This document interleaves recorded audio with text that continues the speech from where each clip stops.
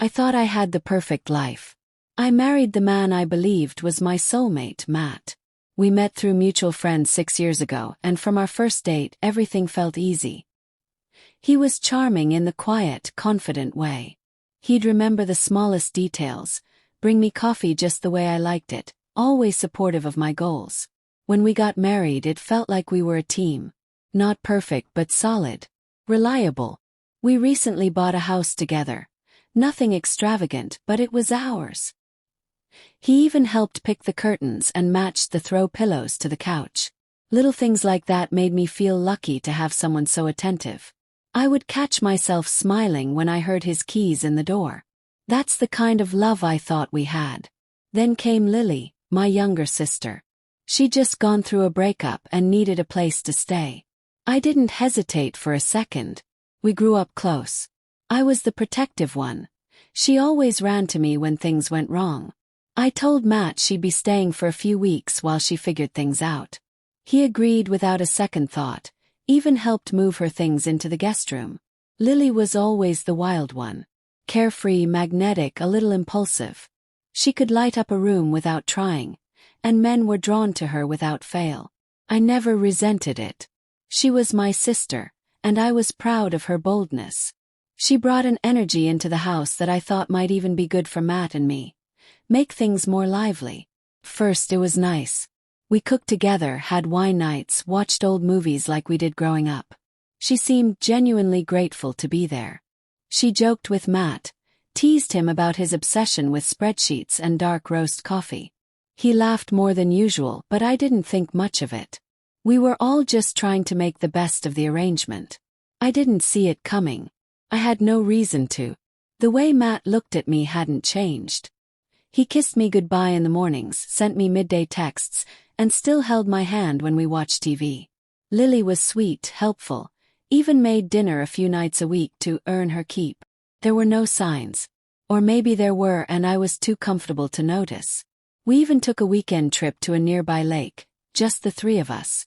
We took pictures, laughed over burnt marshmallows, played card games late into the night. I went to bed thinking I was the luckiest woman in the world, with a husband who loved me and a sister who appreciated me. Now, looking back, I can see the cracks forming beneath the surface of that picture-perfect life. But at the time I was simply happy. And so certain nothing could break the bond one had with either of them. I thought love, family, and trust were enough. I had no idea how wrong I was. Started with subtle things. Lily's jokes with Matt got a little too flirty. She'd laugh louder at his bad puns than anyone should. One evening, I saw her resting her hand on his arm during a conversation. It was brief, casual enough to dismiss, but something about it stuck with me. I told myself I was overthinking. She was just being friendly, affectionate the way she always was. But then it started happening more often. She began dressing differently at home. Shorter shorts, lower tops. Not outrageous, just noticeable. She never used to dress like that around me, especially not around Matt. He didn't say anything, just gave a shrug when I brought it up. "She's your sister," he said. "You know how she is." I nodded because I did. But something in my gut stirred. Then came the private laughs. Inside jokes I wasn't part of. I'd walk into a room and feel the air shift. They'd stop talking mid-sentence or suddenly find a reason to leave. Once, I came home early and found them sitting unusually close on the couch. They sprang apart like they were caught doing something wrong. I stared for a second too long, and Matt gave an awkward laugh, said they were just watching a show. I didn't respond. I just went upstairs and sat on the bed for a long time, heart racing without reason. My instincts told me something was off, but I didn't want to admit it. These were the two people I trusted the most in the world. The idea that either of them could betray me felt absurd. But trust doesn't override instinct forever. I started noticing more. Matt had never been secretive with his phone, but now he suddenly needed privacy to answer calls. His screen faced down all the time. He claimed it was because of work emails, too many notifications. He didn't want distractions. I nodded again, trying to convince myself he was telling the truth. I wanted to believe him. He needed to. Late one night, I passed by Lily's room and saw a faint blue glow. She was smiling at her screen, texting fast. I knocked and asked who she was talking to. She looked startled and mumbled something about a friend from back home. I didn't press. I was tired, emotionally worn, and unwilling to start a confrontation with no proof. I began keeping my distance just to observe. The more I watched, the more clear it became. The way Matt looked at her when he thought I wasn't paying attention. The way Lily touched her hair when he entered the room. She even started mimicking things I did. My perfume, the way I styled my hair. Like she was stepping into my space little by little. I finally talked to my best friend, Hannah. She asked one question. Do you feel safe in your own home? And for the first time I hesitated. That hesitation told me everything. Something was happening. I just didn't know how far it had already gone. Matt said he had a conference out of town. 2 nights, business hotel, networking dinners. He packed light, gave me a kiss, and left like everything was normal. But nothing felt normal anymore. My gut screamed louder than ever. I waited until he was gone, then opened his laptop. The password had never changed.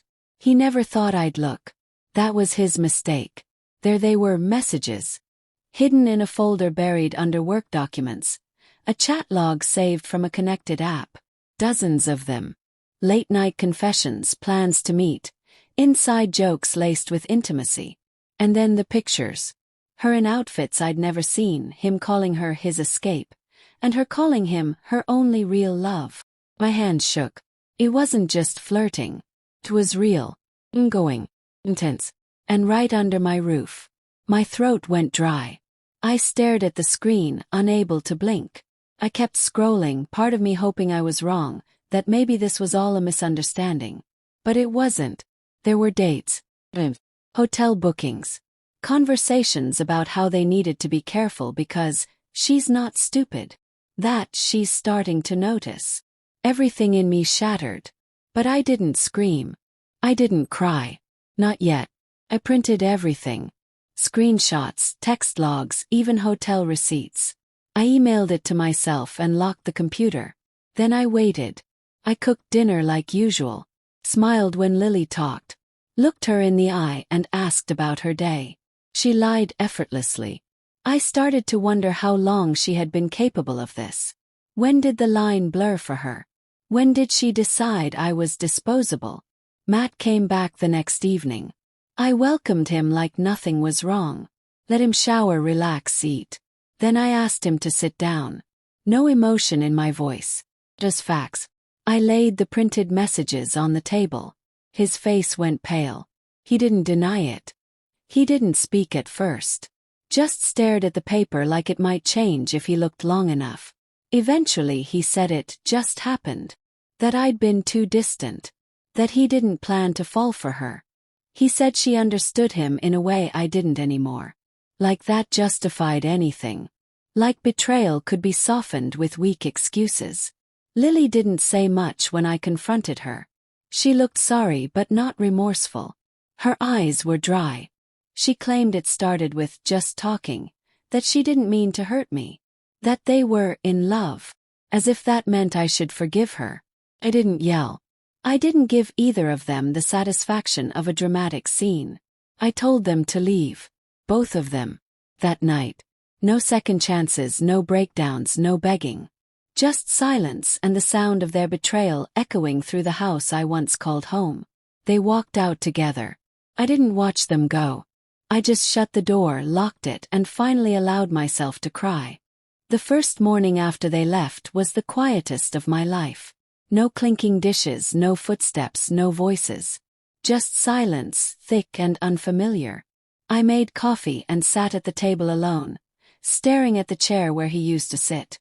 My chest felt hollow, not because I missed them, but because everything I believed in had collapsed overnight. I kept asking myself how I didn't see it sooner, how I let it get that far. But shame only lasts so long when pain turns into clarity. Grief came in waves. Some days I woke up angry, wanting to smash every memory we'd made together. Other days I felt numb, like none of it had happened, like it was someone else's life. But slowly, the numbness faded, and what replaced it wasn't bitterness. It was power. I didn't fall apart the way I thought I would. I got up, showered, answered emails, and kept moving forward. I didn't disappear. I didn't let their choices define who I was. I blocked their numbers, changed the locks, donated everything that reminded me of them. I didn't need closure. I didn't want explanations. I just needed space. I booked therapy sessions not because I was broken but because I wanted to understand how I could be whole again, on my own terms. My therapist didn't offer magic solutions, but she reminded me that betrayal isn't a reflection of my worth, only theirs. Over time, I started to remember who I was before the relationship. I traveled. Not far, just enough to breathe new air. I reconnected with old friends I'd drifted from. I laughed again, real, full laughs. I slept better. I ate alone in restaurants without feeling awkward. I even redecorated the house, not to erase the past, but to reclaim the space as mine. One afternoon months later I got a message from Lily. A weak apology, filled with self-pity. I didn't respond. There was nothing left to say. Her regret wasn't enough to rebuild what she destroyed. Matt tried too. Sent a long email about how he missed me, how he made a mistake. But I wasn't the same woman he walked away from. I didn't miss him. I missed who I thought he was. There's a difference. Eventually I met someone new. Not immediately. Not intentionally. It just happened. Organically, without drama or expectation. He wasn't flashy or perfect. He was kind. He listened. He never made me question my instincts. But most importantly, I wasn't looking to be saved. I'd already done that part myself. Now, when I think back to that night, the one where I confronted them, I don't feel anger. Feel gratitude. Their betrayal was a fire, but it burned away the lies I didn't want to see. And what's left is stronger than before. I invited my sister into my home, and she tore it apart. But in the wreckage I built something better. Not with them. Without them. For me.